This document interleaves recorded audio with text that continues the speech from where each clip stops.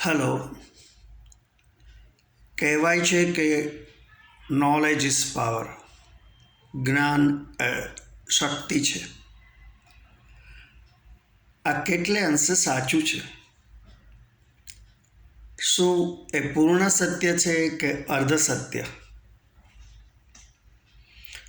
મારી દ્રષ્ટિએ અજ્ઞાનતા એટલે કે ઇગ્નોરન્સ અને વધુ પડતું જ્ઞાન એટલે કે એક્સેસિવ નોલેજ બંને ખૂબ જ હાનિકારક છે. ચાઇનીઝ ફિલોસોફર કન્ફ્યુશિયસના કહેવા મુજબ real knowledge is to know the extent of one's ignorance. મને શું આવડે છે એના કરતાં મને શું ખબર નથી એનું જ્ઞાન વધારે અગત્યનું છે. ઘણા લોકોની ડિક્શનરીમાં આઈ ડોન્ટ નો હોતું જ નથી. તેમને બધું જ આવડતું હોય છે. આજકાલ તો ઘણા વડીલોને મોબાઈલમાં ખબર ન પડે એટલે પૌત્રને પૂછે છે, જોતો ટપુડા આ કેમ બંધ થઈ ગયો છે, આમાં કેમ કંઈ આવતું નથી. ટપુ મોબાઈલને હાથમાં લઈને સિમ્પલી રીસ્ટાર્ટ કરે અને ચાલુ કરીને કહે કે લો દાદા ચાલુ થઈ ગયો. દાદા ખુશ થઈ જાય. જ્ઞાનની યાત્રામાં જેમ જેમ આગળ વધતા જાઓ તેમ તેમ આપણી અજ્ઞાનતાની દિશાઓ દેખાતી થાય. કારણ કે જ્ઞાનની કોઈક પરિસીમા હોતી નથી, પરંતુ અનાવશ્યક એટલે કે બિનજરૂરી નિરર્થક જ્ઞાનના સાગરમાં ડૂબી જવાનો કોઈ અર્થ નથી. મિડલ ઇસ્ટ અથવા યુક્રેનમાં લાંબા સમયથી ચાલતા યુદ્ધોની રજેરજ માહિતી, રાજકીય પક્ષો દ્વારા ખેલાતા દાવપેચની આલોચના, સોશિયલ સિરિયલ્સમાં પીરસાતી એક્સાઇટિંગ ઘટનાઓ, ક્રિકેટ મેચના ગાંડપણ, ફિલ્મોની ગોસિપ વગેરે અસંખ્ય બાબતોને પાવરફુલ ફિલ્ટર દ્વારા આપણા મગજની હાર્ડ ડિસ્કમાં ડેટા એન્ટ્રી ન થવા દઈ મગજમાં નિરર્થક વમળો ઉત્પન્ન ન થવા દઈએ એ હિતાવહ છે. જીવનમાં ઇગ્નોરન્સ એટલે કે અજ્ઞાનતા, અર્ધું જ્ઞાન અથવા નિરર્થક જ્ઞાન ખૂબ જ જોખમી પુરવાર થાય છે. રાવણના માતા પિતાના નામ, કૌરવોના બનેવીનું નામ, મહાભારતના યુદ્ધમાં કેટલા દિવસ ચાલેલું,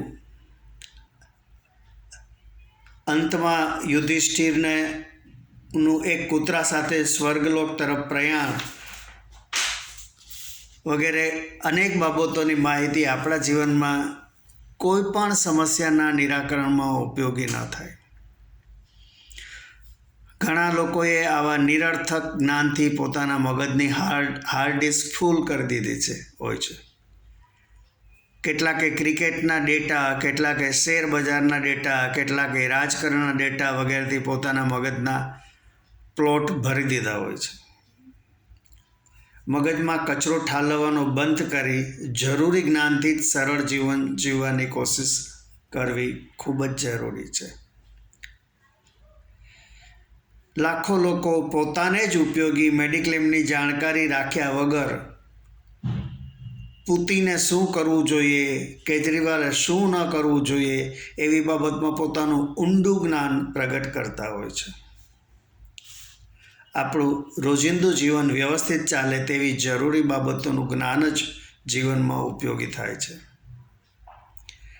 મેં જે પબ્લિક લિમિટેડ કંપનીઓમાં સિનિયર પોઝિશનમાં કામ કર્યું હતું તે કંપનીઓમાં જ્યારે મને જ કોઈ પ્રગતિ દેખાતી ન હતી ત્યારે શેર બજારના એક્સપર્ટ દલાલો ગ્રાહકોને કંપનીની ખૂબ જ પ્રગતિશીલતા બતાવતા અને શેરના ભાવ ઉપર જતા અમે જોયા છે. રાવણ પાસે જ્ઞાન અને શક્તિનો ભંડાર હતો.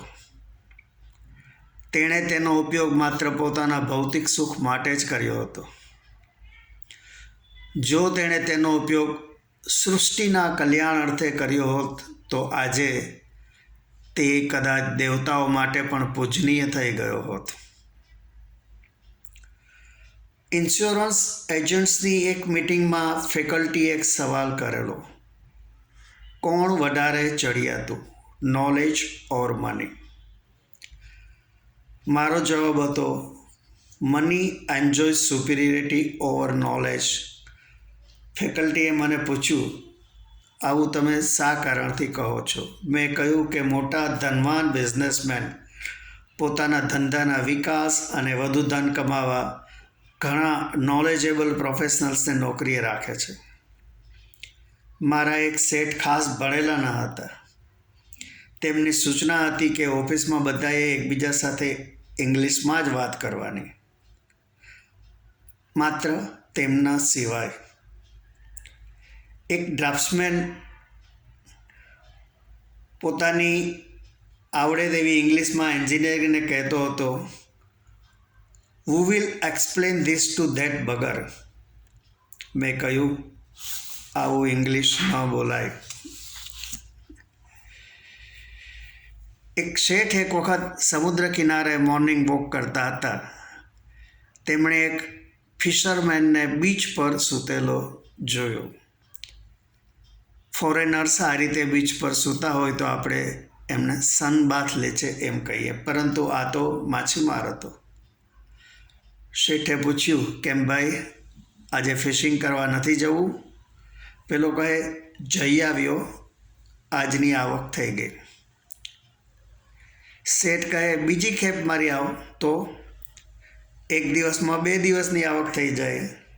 હું તો કહું છું કે દિવસમાં 5 ખેપ મારવાનું રાખ તો 1 મહિનામાં 5 મહિનાની આવક થાય. અને એમ કરતાં કરતાં વર્ષમાં બીજી નાવ લઈ લેવાની. પેલો કહે, પણ હું તો એકલો જ છું. શેઠ કહે, માણસ રાખી લેવાનો. એમ કરતાં 3જી, 4થી, 5મી નાવ વગેરે ગણતરીઓ કરી શેઠ એને આખું સ્ટેટિસ્ટિક સમજાવવા લાગ્યા. પછી તારી પાસે બંગલો હશે, ગાડી હશે, બધું જ હશે. પેલો દરેક સવાલ વખતે પછી એવું જ પૂછતો હતો. છેલ્લે શેઠ કહે, પછી આરામ.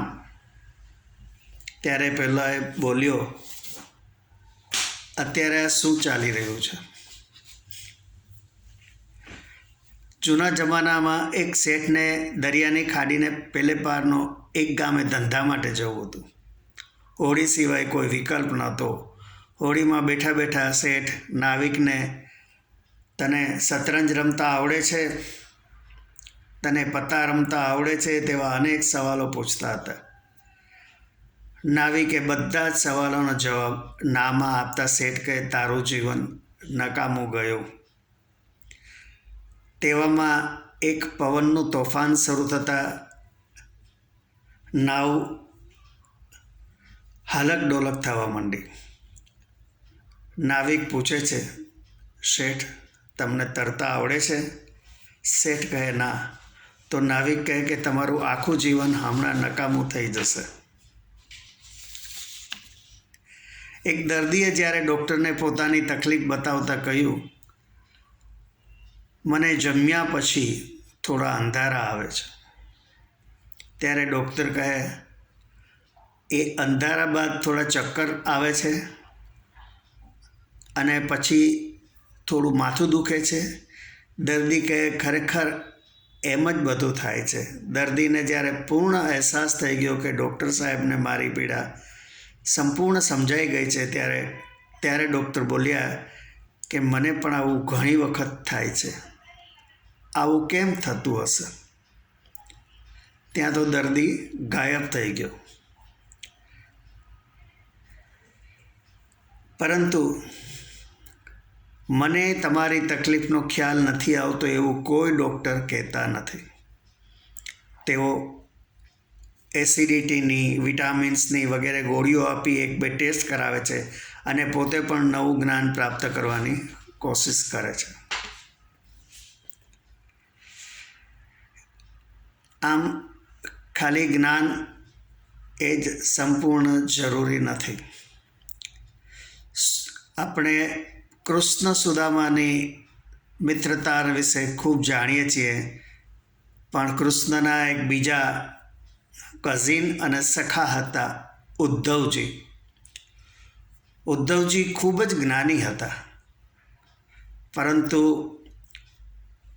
એમને કૃષ્ણની સુદામા પ્રત્યે અને ગોપીઓ પ્રત્યેની જે પ્રેમ ભાવનો એમને ઈર્ષ્યા પણ આવતી હતી, પરંતુ એમાં એ 1% પણ ફરક પાડી શક્યા ન હતા. આપને જો મારી આ વાત ગમી હોય તો લાઈક કરજો, આપના ગ્રુપમાં શેર કરજો અને મારી ચેનલને સબસ્ક્રાઈબ કરજો. આભાર. આવજો.